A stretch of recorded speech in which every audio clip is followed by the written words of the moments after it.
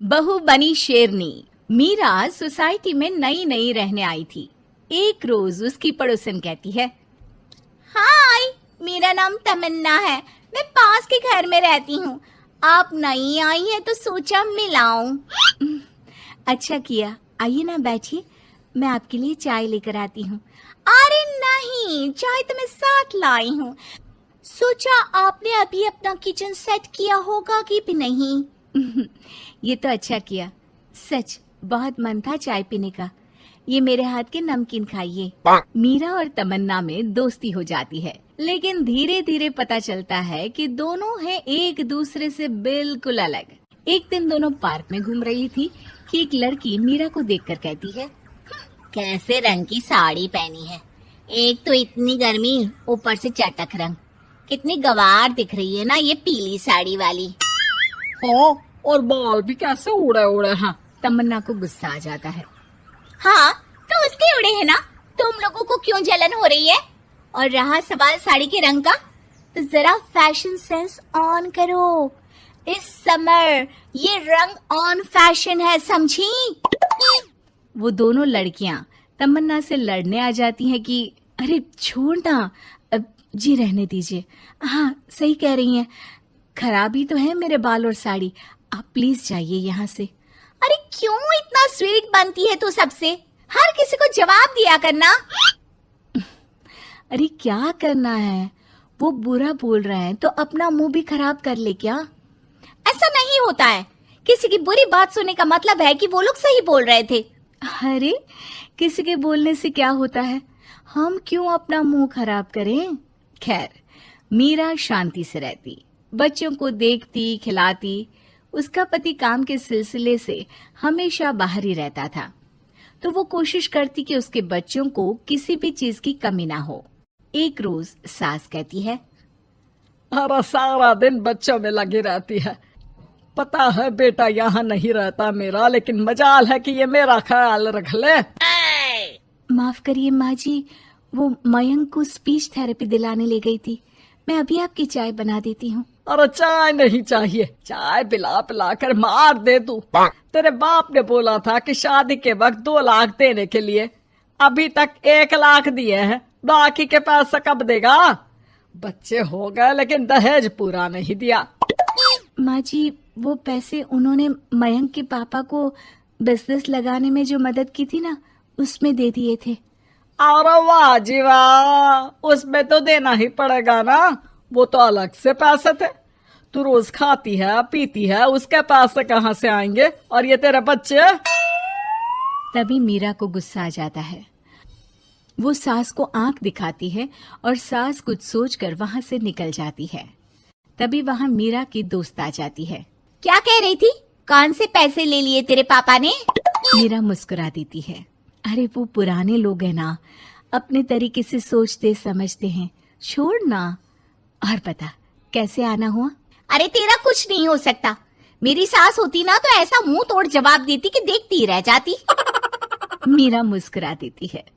मीरा सारा दिन घर का काम करती, शाम को तमन्ना के साथ अपने बच्चों को लेकर पार्क में जाती, जहां दोनों के बच्चे मिलजुल कर खेलते। अच्छा तमन्ना, मैं कुछ दिन बिजी रहूंगी, हस्बैंड आ रहे हैं ना, तो अगर मैं ना आ सकूं तो तुम आ जाना बिना कुछ सोचे। मीरा घर आ जाती है, जहां पति पहले से ही मौजूद होता है। तो मोहतरमा, वक्त मिल गया पति के लिए? अरे आप तो कल आने वाले थे ना? हाँ, लेकिन सरप्राइज देने की सोचा तुमको। कहाँ गए थे बच्चों के साथ? अरे बस पार्क तक गई थी, बच्चों को खिलाने के लिए। वैसे अगर आपने सरप्राइज नहीं दिया होता तो मैं कुछ स्पेशल बनाती आपके लिए। अरे तुम्हारे हाथ की तो सिंपल दाल भी स्पेशल होती है। कुछ भी बना लो मीरा। मीरा का पति उससे बहुत प्यार करता था, वो उसे समझता था, लेकिन कभी कभी उस पर गुस्सा भी हो जाता था। अरे घर पर कोई है? कहाँ है मीरा? तभी तमन्ना के कान में मीरा के पति की आवाज आती है। यार बच्चे बच्चे, हमेशा तुम्हारा ध्यान बच्चों पर रहता है। चलो ठीक भी है, लेकिन मेरा भी तो सोचो। तुम्हें कौन सी शर्ट साफ करने को कहा था और तुमने कौन सी कर दी? यार पता नहीं ध्यान कहाँ रहता है तुम्हारा। जरा सी भी स्मार्टनेस नाम की चीज नहीं है, न बोलना आता है न समझना। मुझे आपने सफेद शर्ट साफ करने को कहा था, ये सफेद ही तो है। अरे पागल औरत, मुंह से सफेद निकल गया होगा, ये नीली करनी थी। लेकिन तुम खुद की अकल लगाओ तब ना पता चले कि कौन सी करनी है। तमन्ना बाहर खड़ी सब सुन रही थी। उसने वहां से निकल जाने में ही भलाई समझी, लेकिन अगले रोज पार्क में।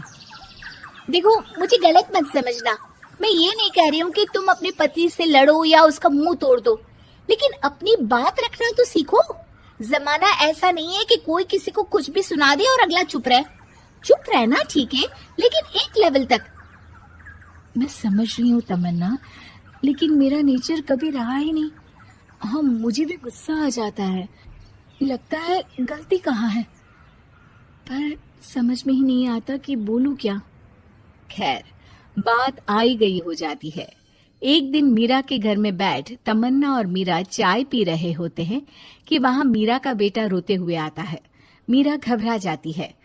क्या हुआ बेटा? बेटे का रो रो कर बुरा हाल होता है। वो सिसकियां भर रहा होता है। क्या हुआ बेटा, कुछ तो बताओ। तभी पीछे से मीरा की बेटी भी आ जाती है। क्या हुआ भाई को बेटा?